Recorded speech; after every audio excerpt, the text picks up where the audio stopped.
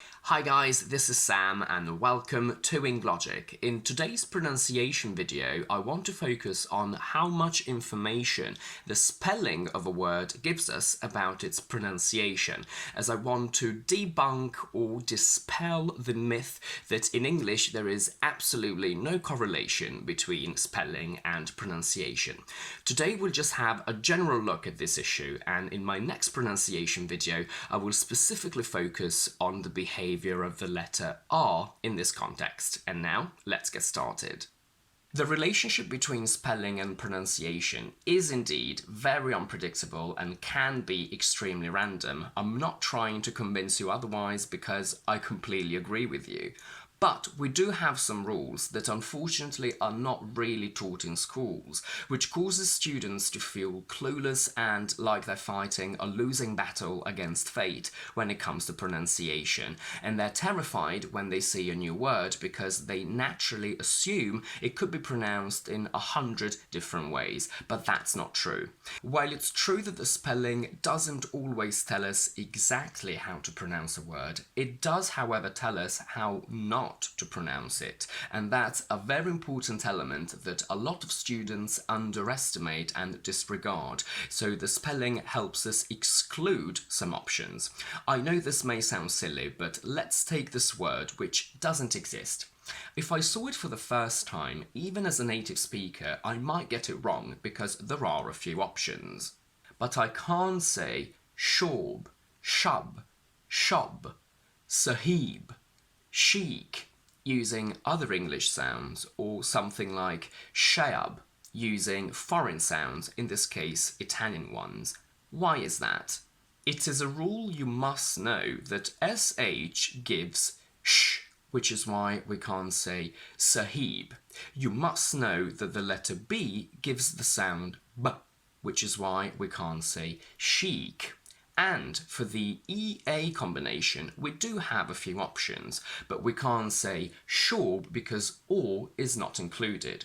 We can say a long E, as in tea, A, as in great, and E, as in bread. So my guess would be that this word is pronounced as sheep. Let's do it the other way around. When I tell my students a word they don't know, for example, sheep, they immediately ask me how to spell it, but I actually ask them how they would spell it because I want to check if their mental connection between spelling and pronunciation is right. Usually they get SH and B right, but they struggle with the long E sound. Some students would write SHIIB, which doesn't exist in English. We can't have two I's together. Some write SHIB, which is incorrect because the rule says that in a one-syllable word, when you have a single vowel between two consonant sounds without a silent E at the end, the sound is short. So that would be shib, but I want sheeb. Some spell SHEB, but that's also incorrect because the short sound of the letter E is E, so that would give me sheb. The options for E are EA, T, EE, fee, E consonant E, gene, EI, receive, IE, achieve. I agree with you that English spelling is fundamentally flawed, but this happens in other languages as well, maybe to a lesser degree, but the concept is still there. So please remember that it's not only English behaving bizarrely in this context. In Spanish, when the letters B and V are surrounded by vowels, they're pronounced exactly the same as oe. So if I say haber, which means to have, it could be spelled as Haber or Haver. Now, it's only out of habit that we know that Habr is correct, but there is no other reason for that. In German, the sound ch at the end of a word is spelled as ich or ig. So the word lustig could be spelled as lustig or lustig. We just know for a fact that it is ig, but there is no specific reason behind it, and if I heard this word for the first time, I could technically spell it with ich.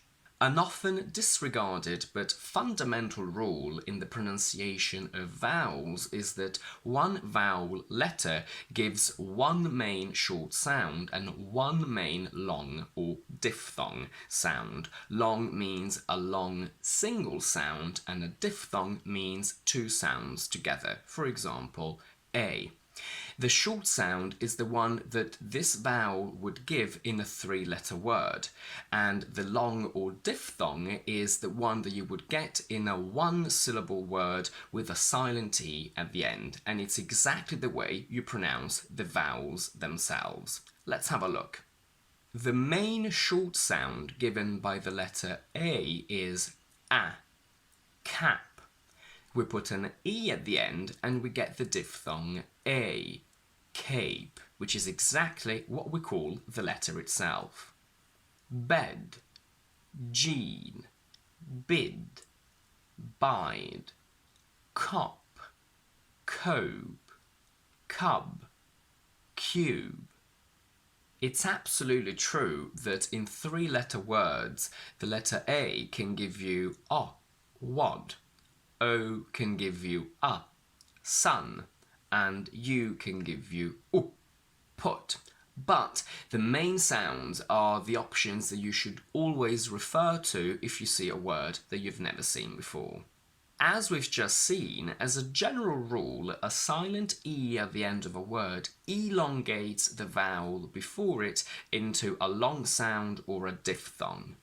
Cape, jean, bide, cope, cube. This is the main rule that you should apply every time you see a new word that you've never seen before, but we obviously have exceptions, and some of these are very common.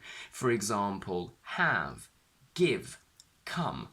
Based on the rule that I've just told you, if I'd never seen the word have before, I would naturally pronounce it as have and then give, comb. It's just out of habit that I know that it's incorrect. It's very important to understand that every language has a different mental approach to the relationship between spelling and pronunciation. Let's take cop and cope. In Italian or Spanish, the closest version of the British diphthong O is the American one, O, which you can only get with the letters O, U. If I want to spell the sounds cop in Italian, I have to write C-O-P, but if I want cope, I can only spell it as C-O-U-P, because writing C-O-P-E in Italian would give you corpe. When people start learning English, they find it absolutely absurd that we should have all of these little tricks to create different sounds. For example, a silent E at the end of a word, which elongates another vowel. But we need to remember that the same way it is absolutely logical and natural for Italians to write OU to get the sound O, and it's absurd that they should write a silent E at the end of a word. It's exactly the same for us. For us, it is absolutely natural to do that, and it is absurd to write OU to get the sound O, because our brains work differently. I know it's hard to understand, accept and remember that a single letter A can give you several options. For example, a, back, what, all, walk, about, car, a, cape. And sometimes it's hard even for us to know which one to use. But a couple of rules that we do have about the letter A is that it never gives you the sound a, e, or In a lot of European languages, every time you see the letter A, it gives you the sound a. But this simply doesn't exist in English. It's a rule that we need to understand and to remember. We don't say have, we say have. My name is pronounced by some foreigners as Sam, which actually means S-O-M-E or S-U-M. Italians, for example, call me Sem, which doesn't exist, and my name is Sam. Can is not pronounced as kun, Ken, because that's Barbie's boyfriend. We only say can. And that's it for today. If you like this video, please don't forget to give it a thumbs up and to subscribe to my channel down below.